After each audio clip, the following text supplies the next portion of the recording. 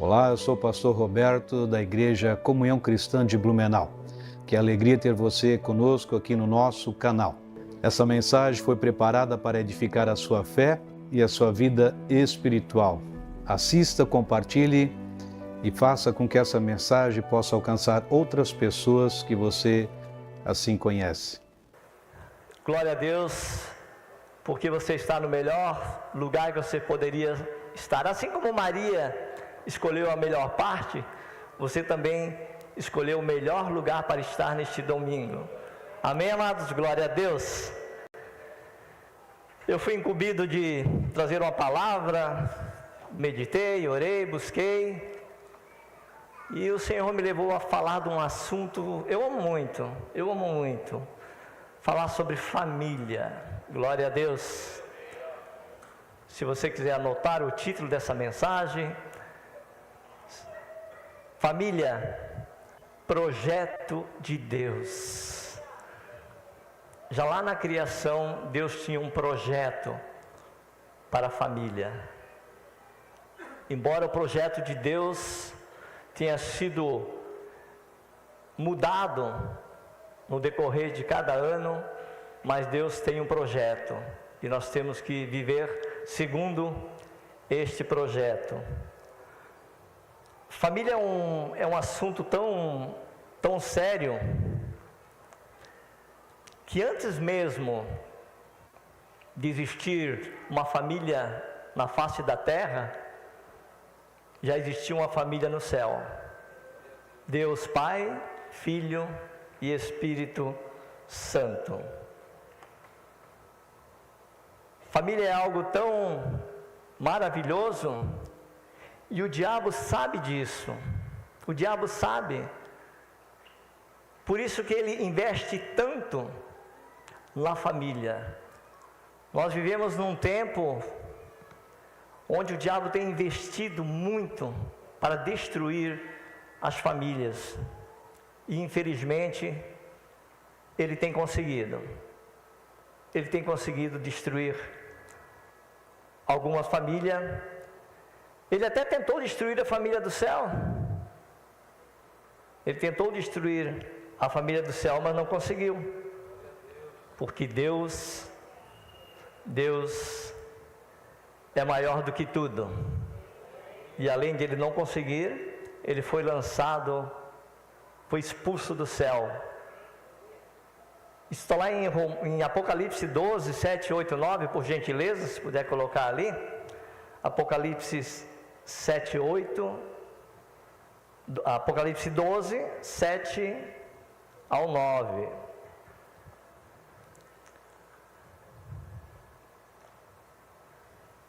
Houve então uma guerra nos céus. Miguel e seus anjos lutaram contra o dragão. E o dragão e os seus anjos revidaram. Mas estes não foram suficientes fortes, e assim perderam o seu lugar nos céus. Grande dragão foi lançado fora. Ele é a antiga serpente chamada Diabo, ou Satanás, que engana o mundo todo. Ele e os seus anjos foram lançados à terra. Você já imaginou, você já percebeu que houve uma briga lá no céu? Você já imaginou briga no céu? É o que a palavra diz, que houve uma peleja entre Gabriel e a sua equipe, seu exército, seus anjos, contra Satanás e os seus anjos também.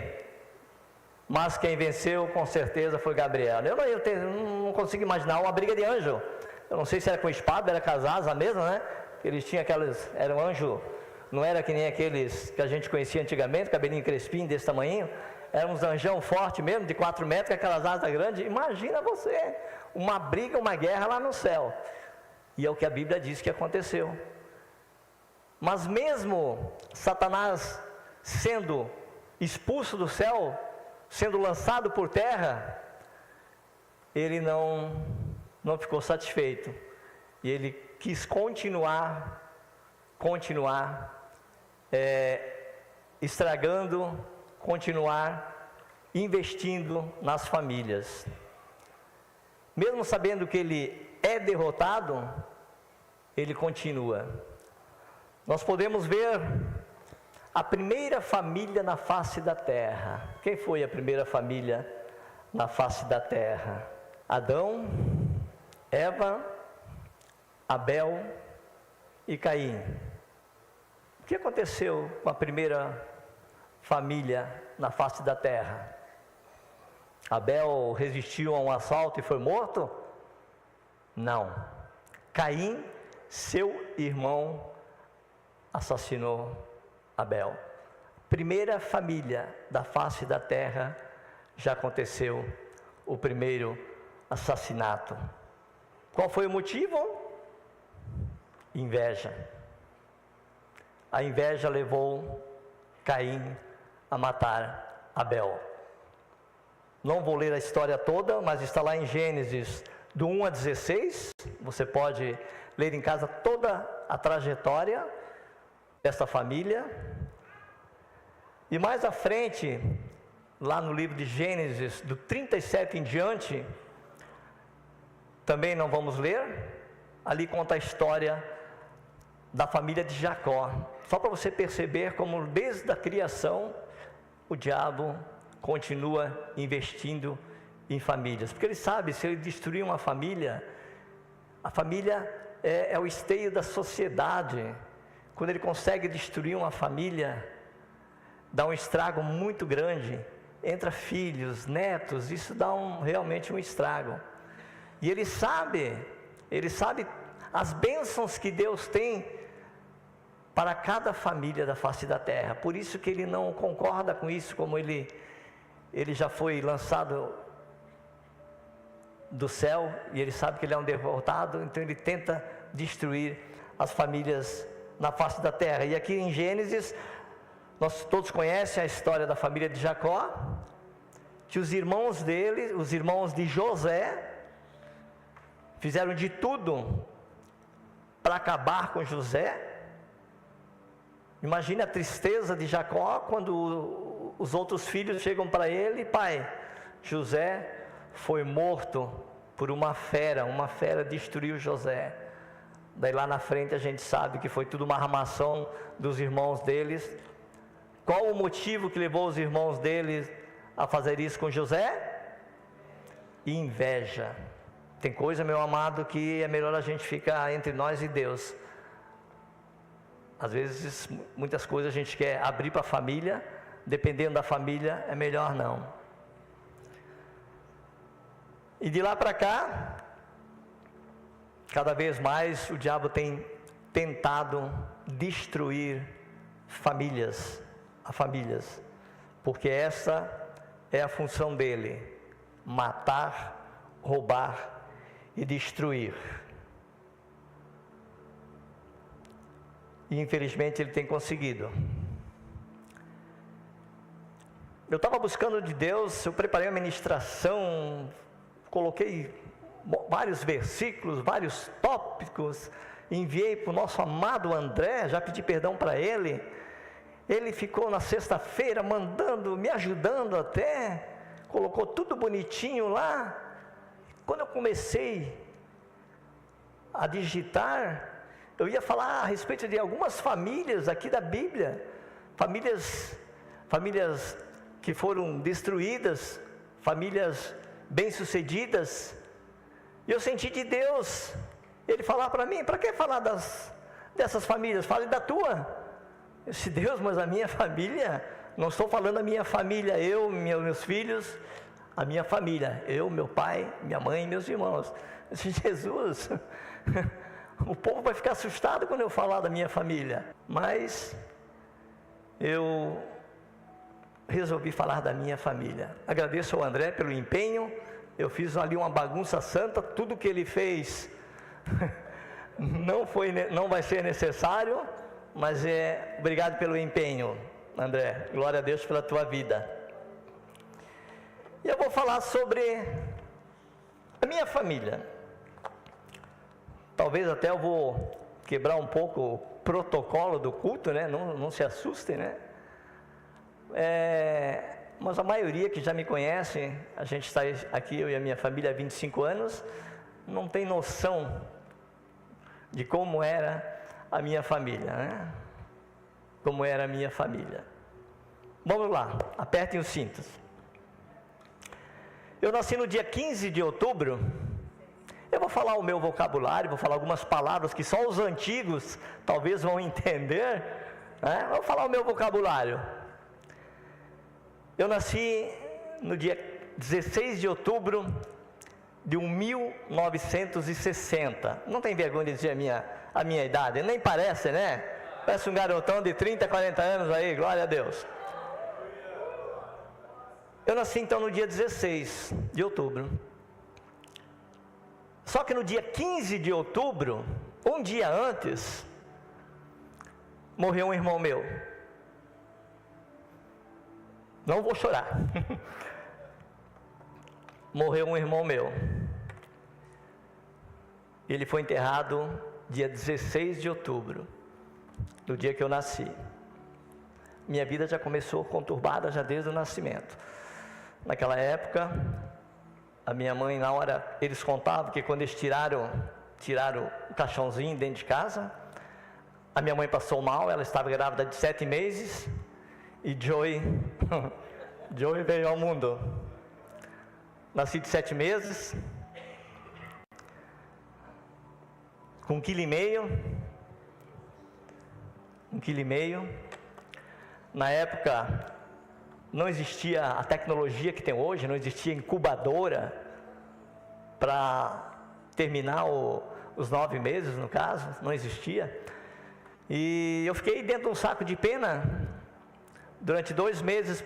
Eu não sei se era devido para atingir a temperatura ou era... Eu sei que eu fiquei dentro de um saco de pena durante 2 meses, até que eu pude já começar a levar uma vida quase que normal. E eu lembro que eu sou muito bom de memória, gente, glória a Deus. Eu tenho uma memória, eu lembro de coisas lá de 4, 5 anos, quando eu consigo lembrar. E eu lembro que a minha mãe, ela conversava com a vizinha, meio que escondido para eu não ouvir, que eu tinha nascido com problema cardíaco. Mas o diabo é mentiroso. Só para vocês terem uma noção, uma ideia, eu vou fazer 65 anos. Eu nunca, a palavra nunca é nunca, eu nunca estive um dia sequer internado em um hospital. Nem quando eu nasci, porque eu nasci em casa, aquele tempo era as parteiras, né? Era as parteiras, eu nasci em casa. Então, esse foi o meu nascimento, já cheio de perturbação. Nós morávamos no bairro do Portão, em Curitiba. Deus é tão bom que depois de 40 anos eu retornei ao bairro do Portão, onde eu nasci, porque lá é o bairro onde está a Comunhão Aba de Curitiba, no bairro do Portão. Eu nasci ali no bairro do Portão, depois nós mudamos para o bairro Campina do Siqueira. Quem é de Curitiba talvez lembre, o André, não sei se lembra. Eu lembro até o nome da rua, Rua Ferdinando do Darife. Eu tinha 6 anos. Eu lembro do bairro e do nome da rua que a gente morava. E ali na idade de 6 para 7 anos, eu comecei a assistir algumas cenas desagradáveis entre meu pai e a minha mãe. O meu irmão Edson está ali. Dá uma cenazinha, meu irmão, eu te amo, tá? Ele era mais novo, talvez nem lembra de tantas coisas que eu vou falar aqui. Mas eu tinha ali entre 6 e 7 anos e eu assisti algumas cenas.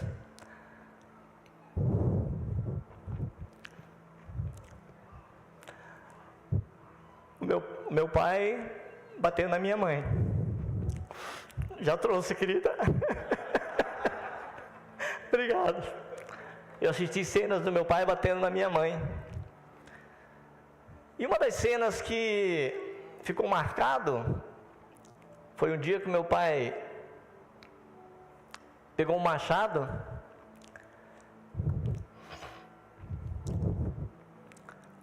e encostou na testa da minha mãe.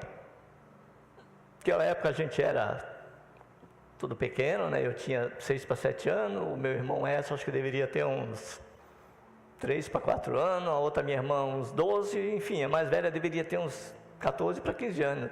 E a gente se desesperava, começava tudo a gritar: pai não, pai, pai não, pai. Então várias as cenas dele batendo na minha mãe, maltratando a minha mãe.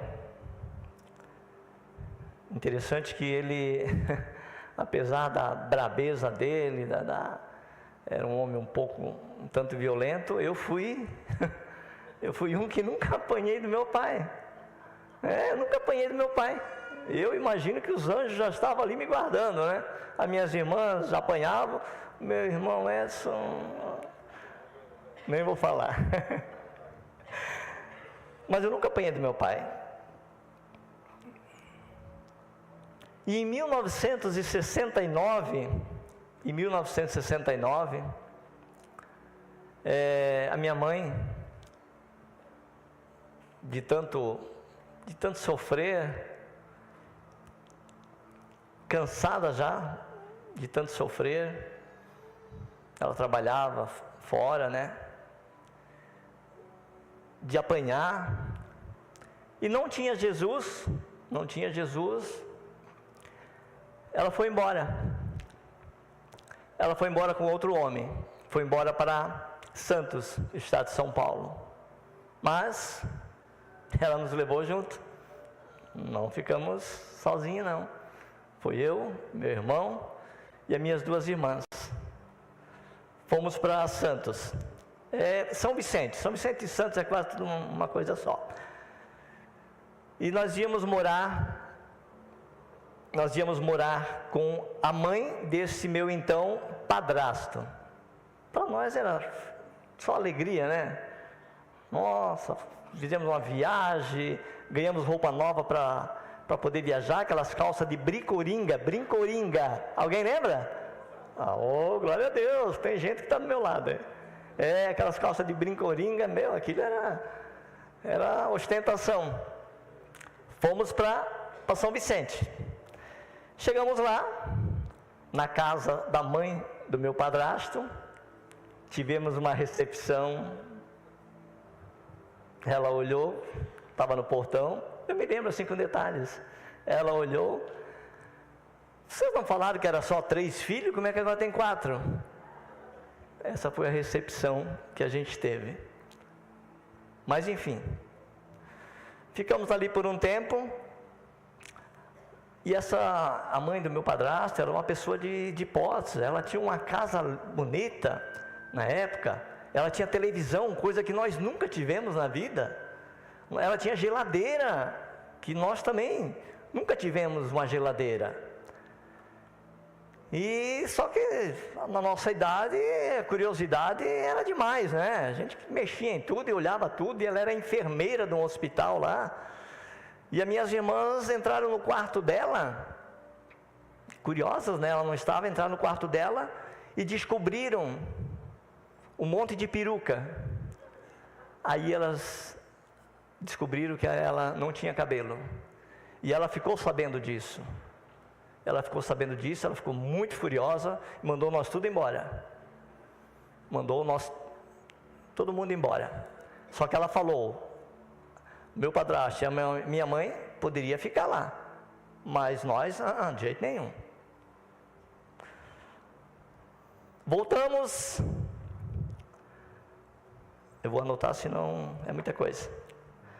Voltamos para Curitiba. Na época de 1970, não tem como esquecer, Brasil tricampeão no México, em Guadalajara. Quem lembra disso? Vitória de 4-1 contra a Itália, 1970, eu tinha 10 anos. Não tem como esquecer essa data. Em 1970, então, voltamos para Curitiba.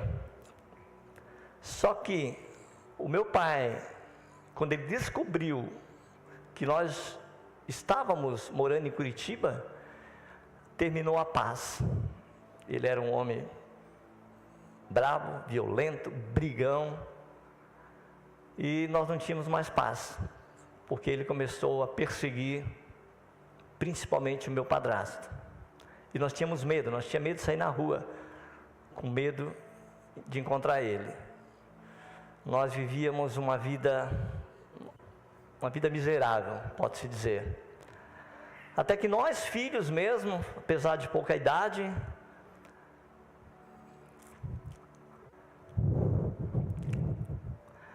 nós decidimos que a nossa mãe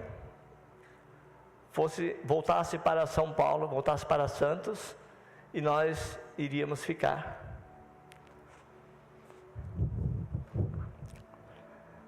Então nós fomos morar com nosso pai. Minha mãe, meu padrasto, voltaram para Santos, e nós ficamos ali em Curitiba com o nosso pai. Só que não ficamos muito tempo ali com meu pai. Meu pai, ele era quase que nem, não sei se ele era concorrente ou eu era igual mesmo, a cigano.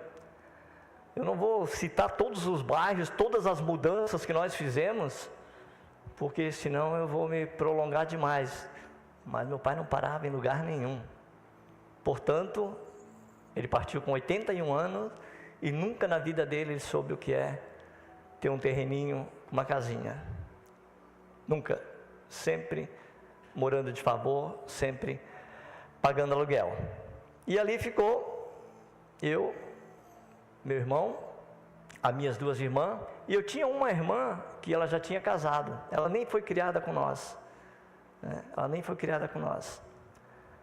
E meu pai resolveu vender tudo que nós tínhamos, só que esse tudo era quase nada, fretou uma Kombi e viemos embora para Itajaí, morar com nossos avós. Como os avós de antigamente eram diferentes, né? Hoje os vovô ficam de 4 netinhos só para brincar de cavalinho, né? É verdade? Quem é vovô aqui sabe disso. Sabe disso. Antigamente não. Nossa, a gente tinha pavor do vô e da avó. A gente tinha medo deles mesmo, né? E fomos morar em Itajaí. Amém? Estão comigo? Amém. Depois a gente vai continuar falando sobre família também, mas eu estou contando a minha história. Fomos morar ali em Itajaí com nossos avós paternos. E meu pai arrumou serviço aqui em Blumenau. Nós morávamos em Itajaí e ele trabalhando em Blumenau.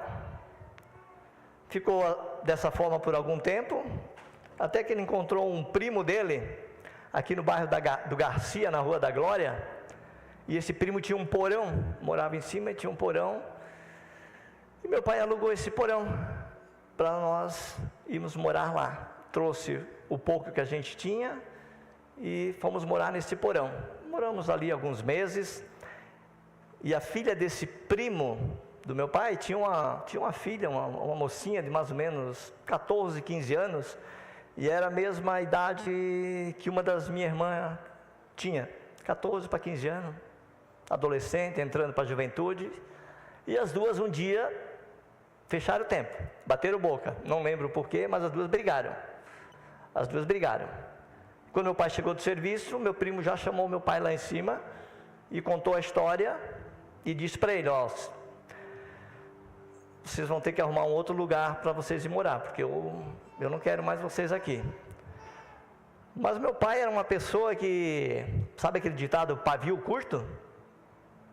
Sabe aquele ditado que um pé de galinha dá uma sopa? Ele era assim, ele não levava desaforo para casa. O homem era um abençoado. Não critique, não fale mal, não pense mal do meu pai, que depois eu vou contar como que foi o final da vida dele. Mas enfim, quando meu primo falou isso, meu pai só desceu, vamos arrumar algumas roupas aí, encaixota as roupas, nós ir embora. Pera, ir para onde? Isso era noite já, chovendo.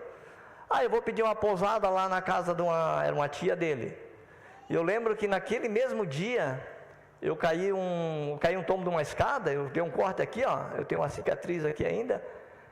Isso foi em 71, eu caí, tinha uma cicatriz aqui, chovendo. Meu pai simplesmente, não, eu não fico mais aqui, vamos embora.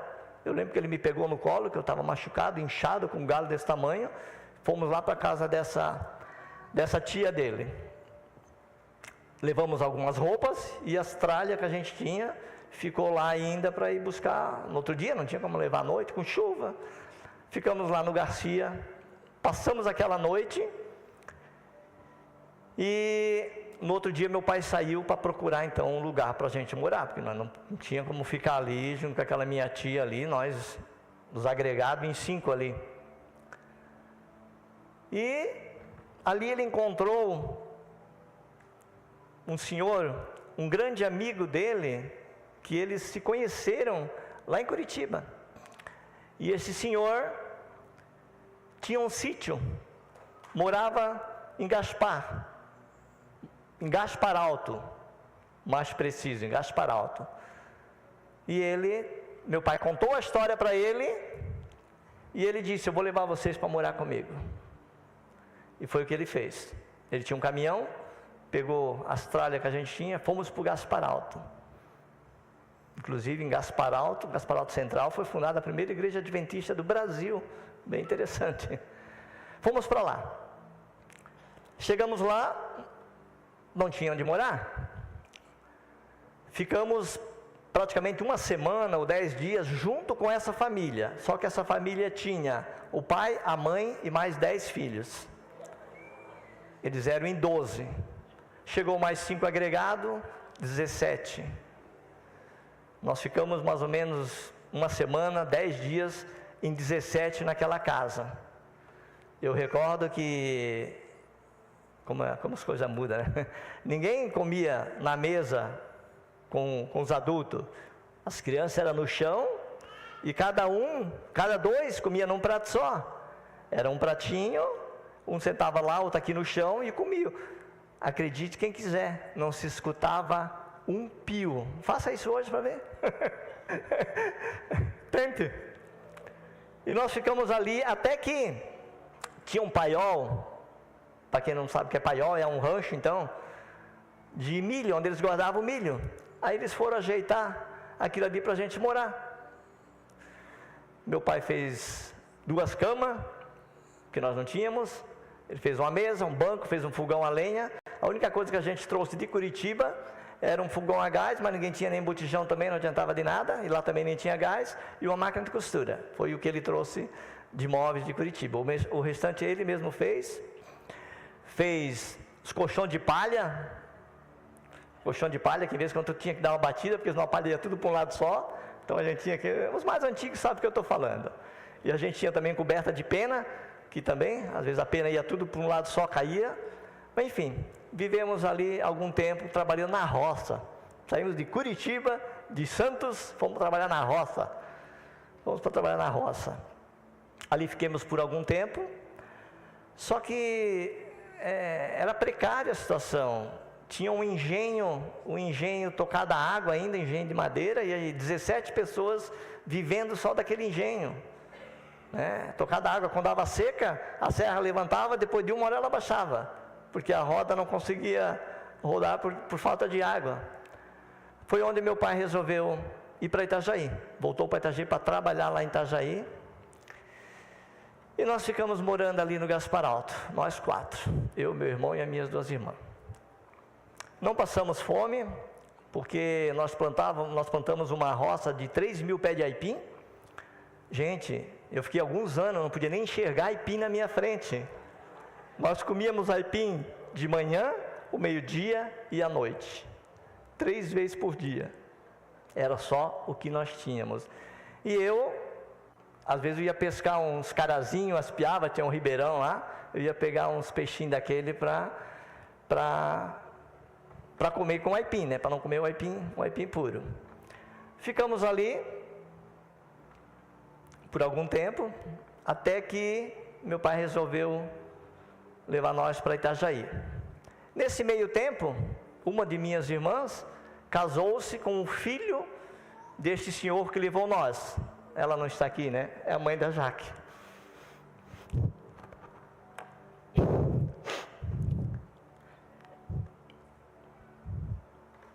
Essa minha irmã casou e ficou morando no Gasparotto, e nós fomos para Itajaí. E o meu irmão, o Edson, depois ele foi morar com essa minha irmã lá no Gasparotto, e de lá ele foi embora para Santos, com a minha mãe. Ficou eu, meu pai e a minha irmã. Ficou nós três lá em Itajaí.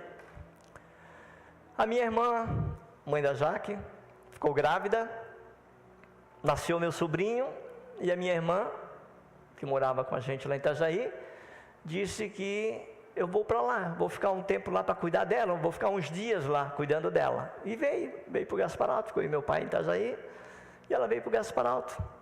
Só que esses dias passou-se quase um mês. Naquele tempo não tinha telefone, lá não tinha luz elétrica, não tinha nada. Passou-se quase um mês, meu pai veio atrás dela. E para surpresa,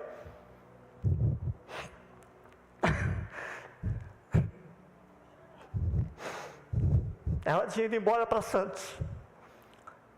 Ela foi embora, não avisou para ninguém, foi embora para Santos também. Sobrou. Desculpa, tá? Sobrou eu e meu pai, morando sozinho.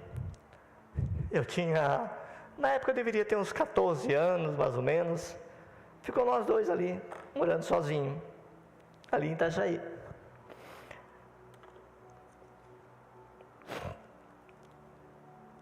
Até que nós pagávamos aluguel, até que ele resolveu arrumar uma mulher. Arrumou uma mulher. Aí então eu ganhei uma madrasta.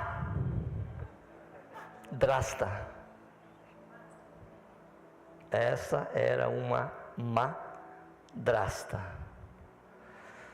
Morávamos ali em Itajaí, no bairro São Vicente, e nós pagávamos aluguel para... e essa mulher era a dona da casa que nós pagávamos aluguel. Não sei se foi estratégia do meu pai, o que é que foi. E ela tinha a casa dela, lá em Itajaí, no bairro dos Cordeiros. Quem conhece Itajaí, lá perto da 101, ela tinha a casa dela. E meu pai foi morar com ela. Hoje é normal a gente alugar uma casa mobiliada, né? Não é? Só que naquela época não era. Nós tínhamos os nossos móveis na casa onde pagávamos aluguel, e ela tinha os móveis dela na casa lá dos Cordeiros. Então não tinha como levar. O que eles fizeram? Alugaram a casa para um casal lá de Brusque. Mas como os móveis estavam tudo ali, louça, tudo, o que eles fizeram? Deixaram eu junto. Meu pai alugou uma casa comigo dentro. Vocês riem porque não eram com vocês. Imagina você morar com um casal que você nunca viu na vida. Você nunca viu na vida. Eu fiquei morando ali com esse casal por algum tempo. Não lembro por quanto tempo. Mas depois, também não sei qual foi o motivo, eles resolveram voltar para Brusque. Esse casal voltou para Brusque. Foram morar novamente em Brusque. E Joey ficou sozinho. Não passava necessidade porque meu pai tinha uma venda, aquele tempo a gente chamava de venda, né? Que eu comprava fiado lá. Aí final do mês meu pai ia lá e pagava. Pena que naquela época não tinha miojo. Então eu tinha que cozinhar mesmo, né? Então esse tempo que a gente ficou sozinho, eu só não lavava roupa, com 14 anos. Jovens, adolescente, 14 anos, onde é que estão vocês? Eu só não lavava roupa. Eu cozinhava para mim e para meu pai. Eu cuidava da casa e eu estudava. Eu amava estudar. Dependesse de incentivo, eu era menos que analfabeto. Mas eu sempre gostei de estudar. Eu estudava, dava conta.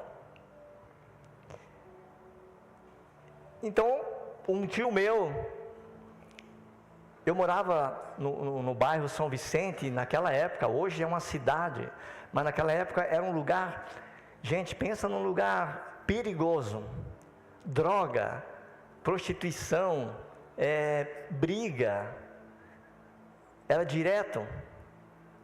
Eu lembro que tinha um matadouro lá, tinha um matadouro que eles matavam e tinha um açougue.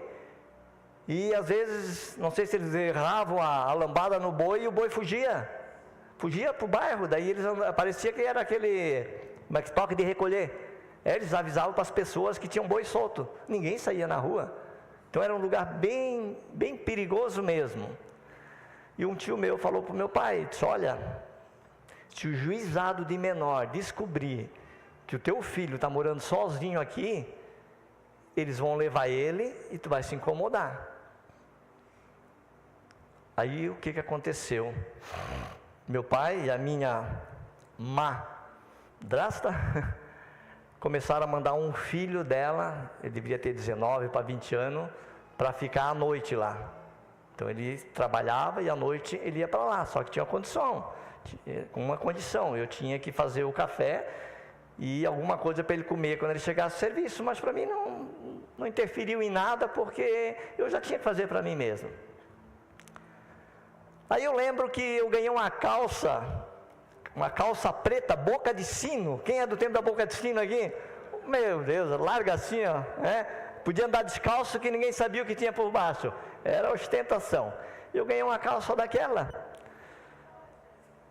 e eu usei ela, só que como ela era uma calça social, tinha que fazer aquele friso de antigamente, né? E eu não sabia fazer isso.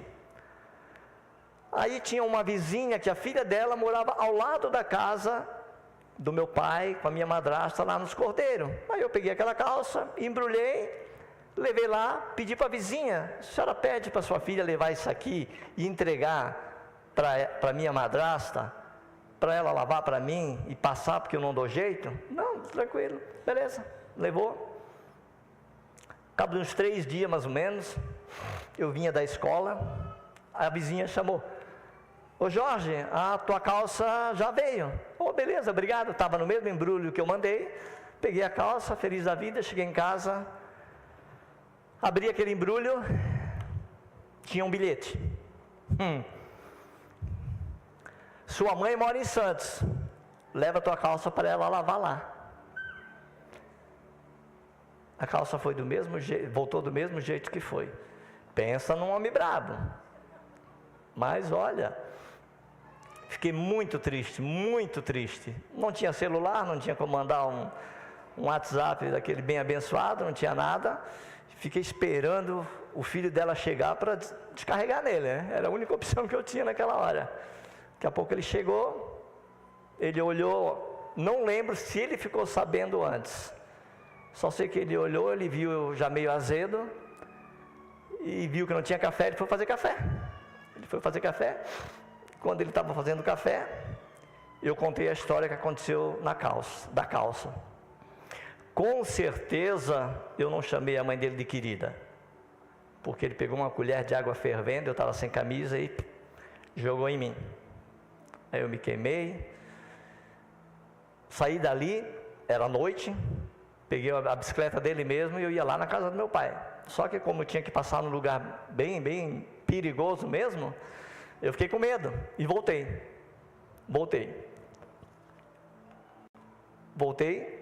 tinha 2 quartos, eu abri, fui dormir, me tranquei.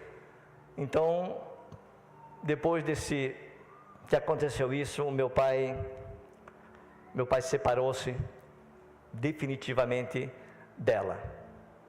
Não, peraí.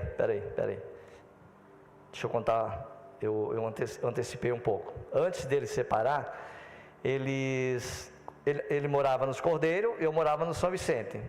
Antes do filho dela ficar lá em casa, eu fui para lá morar com eles. Só que daí começou as brigas entre ele e a minha madrasta,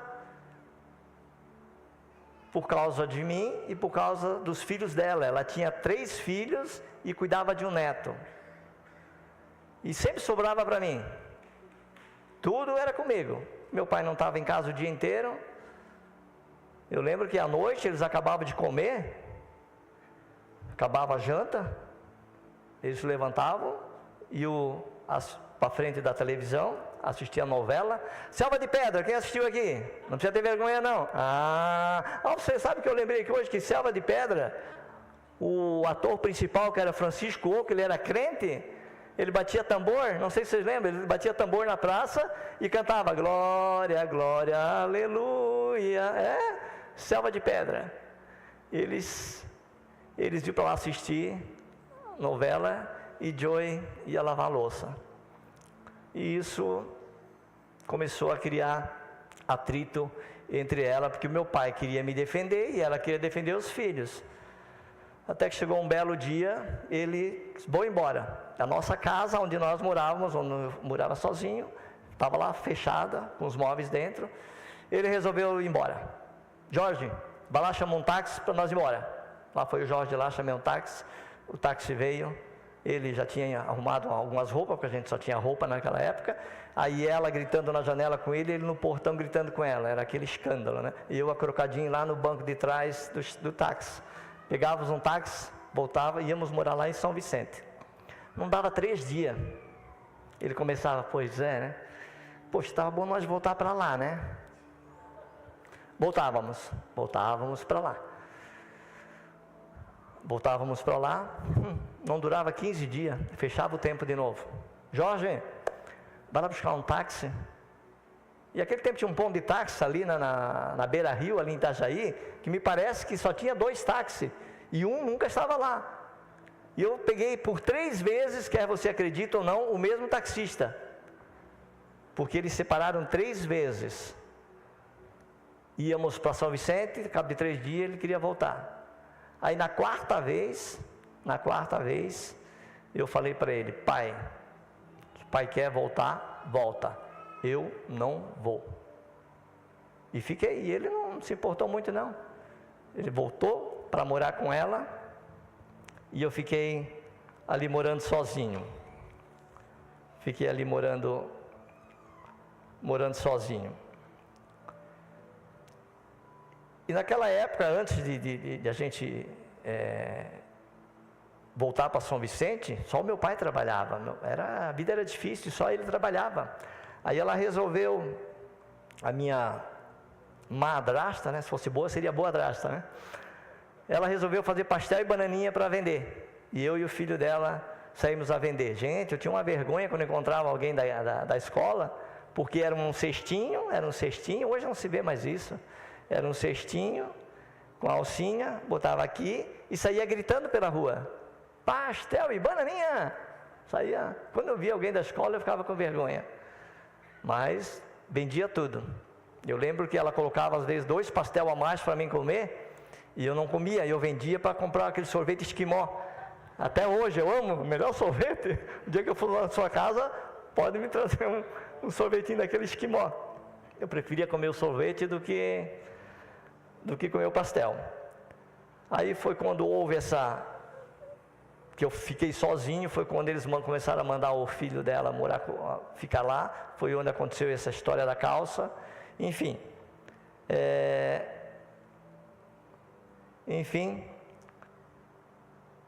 Depois disso tudo que aconteceu ali, devido à calça ali, que ele me queimou, tá? Meu pai então resolveu deixar dela, deixou realmente, definitivamente ela. Eu na época eu tinha 16 para 17 anos mais ou menos. Eu consegui um serviço no Marambaia Cassino Hotel em Balneário Camboriú. E lá eles pegavam os jovens assim, mais para trabalhar na temporada. Passou a temporada, só que eu não, né? Como eles tinham alojamento lá no hotel, eu trabalhava lá e morava lá no hotel. Eles gostaram muito de mim. E acabou a temporada e eu continuei. Só que a solidão era demais.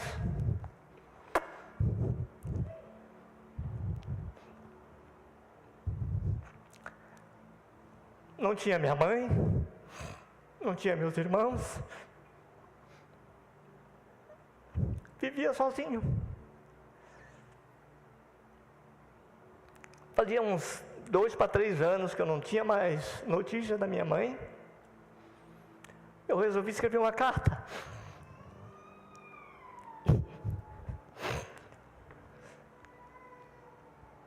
Eu escrevi uma carta para ela, tinha um endereço, eu peguei, mandei o endereço e eu escrevi na carta, não sei quem vai pegar essa carta. Eu não sabia para onde ia essa carta, eu só lembrava do endereço lá de São Vicente. Eu escrevi, não sei quem vai pegar essa carta, mas quem pegar, procure a minha mãe, dei o nome. Eu prometi que não ia chorar.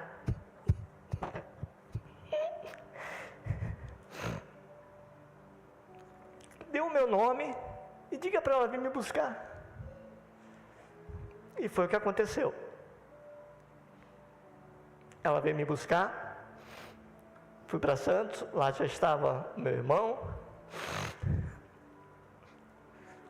as minhas irmãs, minha mãe, meu padrasto. Eu fiquei lá mais ou menos 1 ano, mas eu não gostava, porque era uma cidade muito grande, em Curitiba, quando eu morei lá, Curitiba não era que nem é hoje, eu sempre vivi assim, naquela vida simples, sabe, eu sempre fui simples, e eu não gostei de morar lá. Fiquei mais ou menos 1 ano e pouco lá, e resolvi voltar para Santa Catarina. Fui morar com essa minha irmã, que morava no Gaspar Alto, mas também por pouco tempo, porque eu arrumei um serviço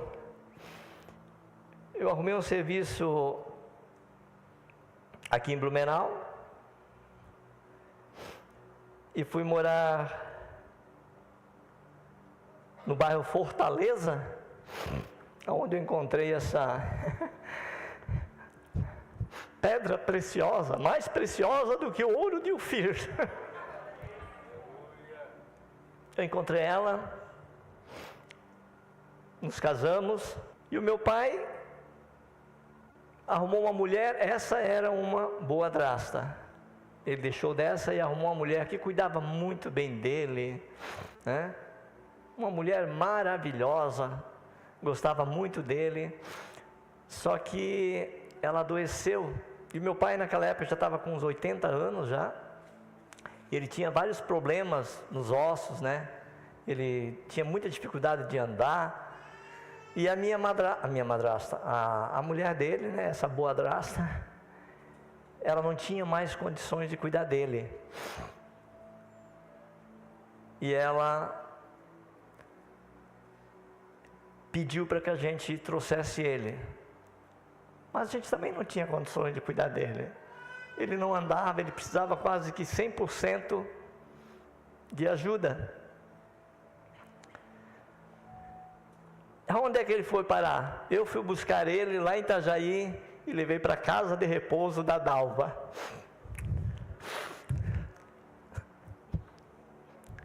A Araci não está aí, né? Não, a Araci não... Ah, está lá a Araci, eu não sei se ela lembra do meu pai lá. E eu tive a oportunidade, Deus me deu o privilégio de eu poder falar do amor de Deus para o meu pai.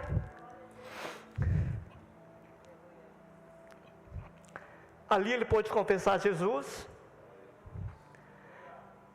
E ele foi lá para a casa de repouso da Dalva, onde nós fazíamos um trabalho quinzenal, né? Quinzenal. Então, cada 15 dias, ele podia ouvir também a palavra de Deus. E ali, então, muito bem cuidado, ele partiu aos 81 anos, ali na casa da Dalva. Eu nunca guardei mágoa do meu pai. Pelo meu currículo de vida, tinha tudo para dar errado, todas as características para ser um drogado, um marginal. Eu tinha todas as características. Eu tive uma família até os 9 anos de idade, depois dos 9 anos para frente, eu nunca soube o que é ter uma família.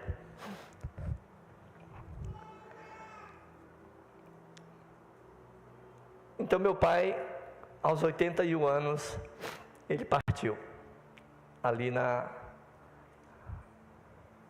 casa da Dalva. Partiu, salvo. E essa é a minha história, meus amados. Uma história que talvez a maioria não conhecia, né? Mas Deus me curou. Deus me curou, me restaurou. E nós casamos em 1986, 84. Mas não terminou as lutas. Ainda não terminou as lutas. Quando eu pensei, agora sim, agora estou casado, arrumei a mulher da minha vida, agora vou ser feliz para sempre. Mas não. Ali, em pouco tempo, a gente se deparou com uma doença chamada, deu um branco agora, depressão pós-parto. Isso durou 14 anos. Isso durou 14 anos. Até que um dia, alguém falou que existia um Deus que me amava. Se é que existe um Deus que me ama, por que até quando que eu vou viver nesse sofrimento? Falou que tinha um Jesus, até então eu só conhecia aquele Jesus morto, crucificado, que está mais para se ajudar do que para ajudar. E falaram que esse Jesus está vivo. E esse Jesus, ele vai transformar a sua vida, vai curar a sua esposa. A maioria já ouviram esse testemunho nosso como família, né? Mas como eu já tinha procurado tudo quanto era método para tentar a cura dessa depressão, quando essa pessoa falou para ela, convidou a gente para ir na igreja, eu já comentei isso com vocês, a primeira coisa que eu disse foi, só que me faltava, ir numa igreja de crente. Mas fui, e nessa igreja de crente eu estou até hoje, para a honra e a glória do Senhor. Minha família foi curada.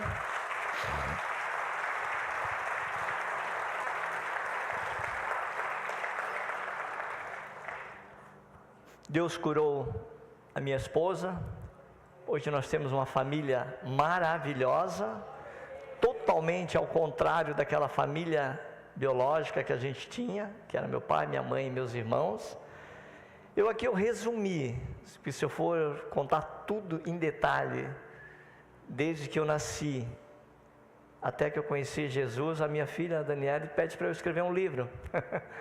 se ela comprar todas as edições, eu escrevo. E hoje, para a honra e a glória do Senhor, eu tenho essa família maravilhosa e tenho a minha segunda família, que são vocês. São vocês, meus irmãos amados.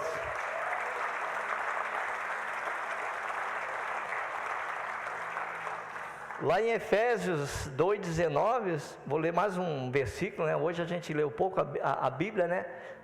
Porque eu tinha feito um esboço, tinha feito a ministração, e várias famílias aqui eu ia falar, mas daí eu senti Deus falar, não fala só da família da Bíblia, conta da tua, fala da tua.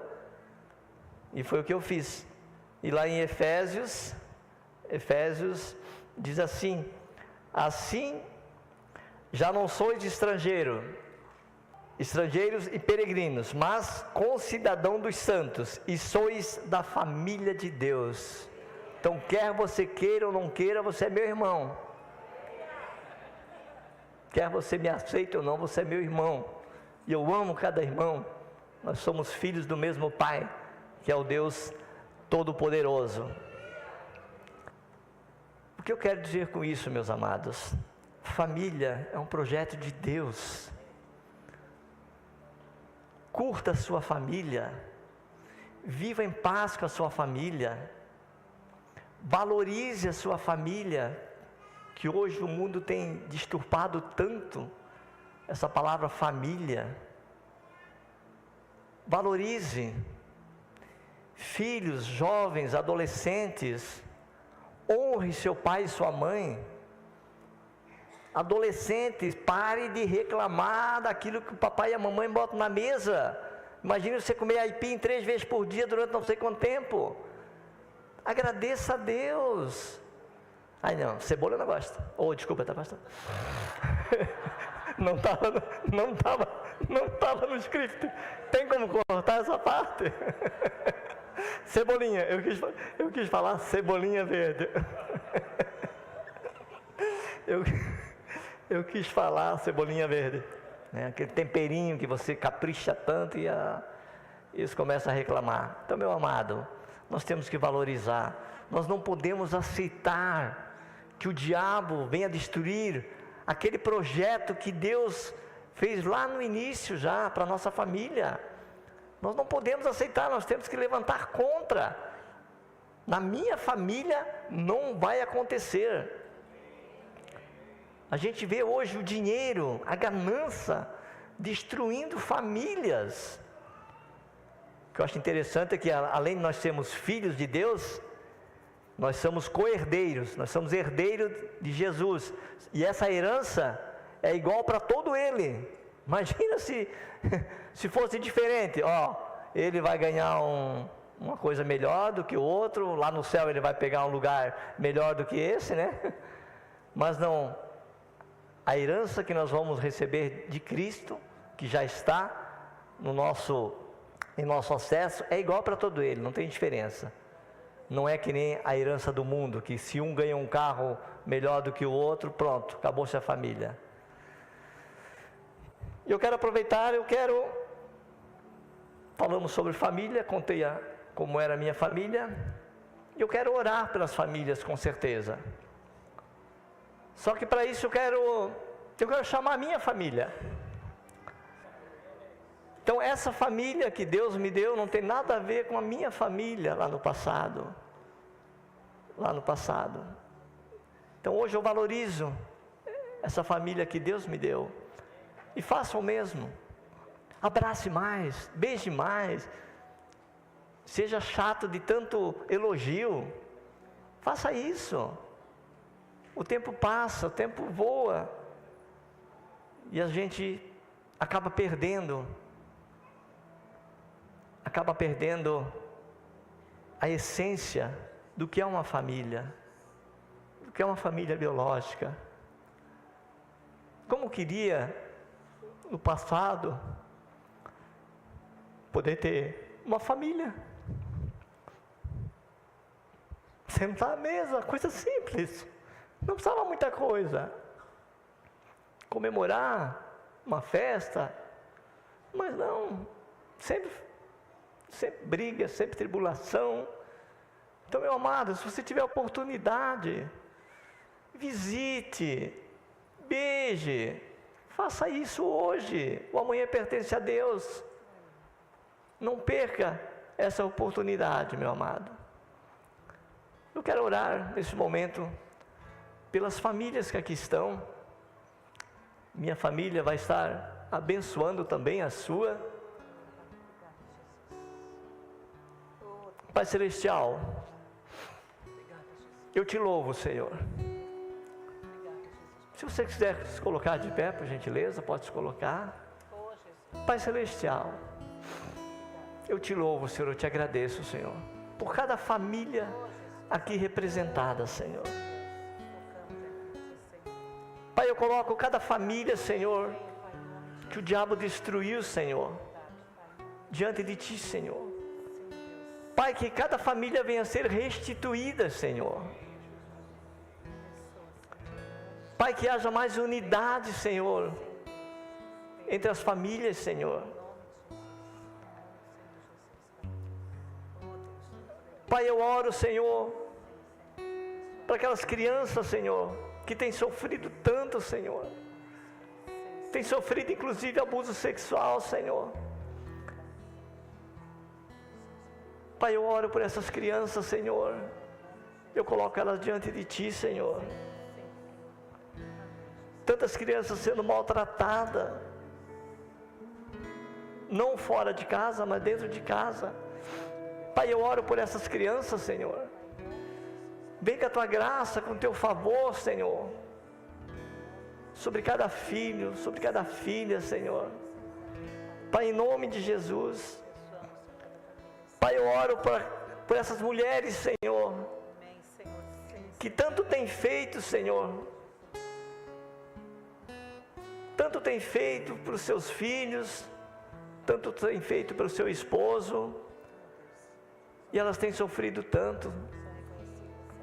Mulheres que apanham de seus maridos. Pai, eu coloco essas mulheres diante de Ti, Senhor.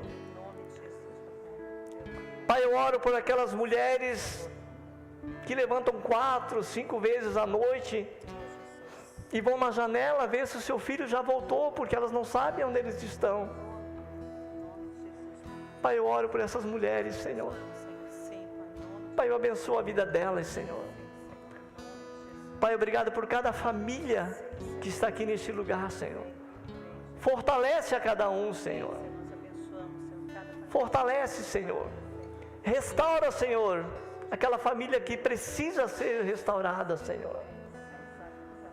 Pai, obrigado, Deus. Derrama, Senhor. Fortalece, Senhor. Fortalece cada matrimônio, cada casamento, Senhor.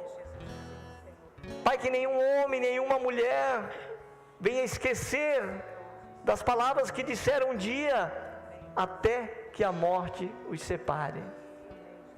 Oh, Paizinho amado, o Senhor conhece o coração de cada um que aqui está, Senhor. Eu não conheço, mas o Senhor conhece. Vem, Senhor. Vem com a Tua graça, com o Teu favor, com a Tua bondade sobre cada um que aqui está. Eu oro e Te agradeço em nome de Cristo Jesus. Amém?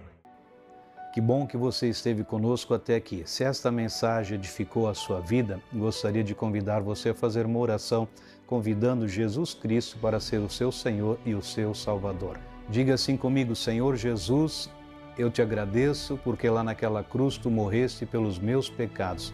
Eu abro o meu coração e Te convido a ser o meu Senhor e o meu Salvador. Eu creio que a partir de hoje eu sou uma nova criação, as coisas antigas ficaram para trás e tudo se fez novo na minha vida.